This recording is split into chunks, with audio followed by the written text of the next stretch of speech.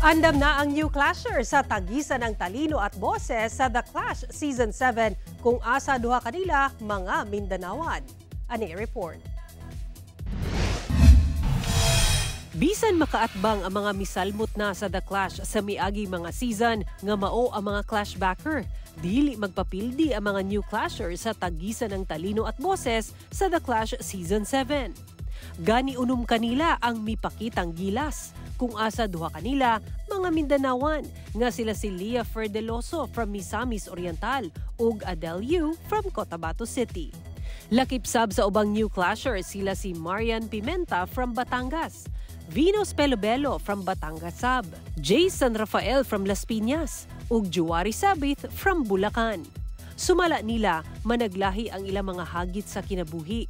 Apan nakaya ramatod pa nila kining lampasan pinaagi sa The Clash. Meron akong social anxiety and ngayon po parang unti-unti na ako nakakalabas ng comfort zone ko and na-overcome ko po siya. I have a hearing disability. Ibigay po sa akin ang disability na ito to inspire other PWDs na meron ding talento at ipakita po iyon sa mga tao. Na-open yung heart ko na you have to value kung anong meron ka. Hindi ka dapat nag-focus sa negative. Marirealize mo kung gaano kasuportado yung family mo na sumali ka dito sa The Clash po. I've learned to love myself because before I feel like I will only get love from other people. A lot of people po ang nagsasabi na hindi raw po maganda ang boses ko, bakit daw po ako nandito.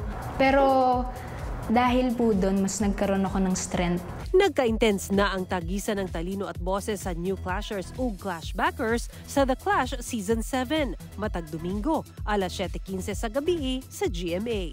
Sara Hilomen Velasco, 1 Mindanao.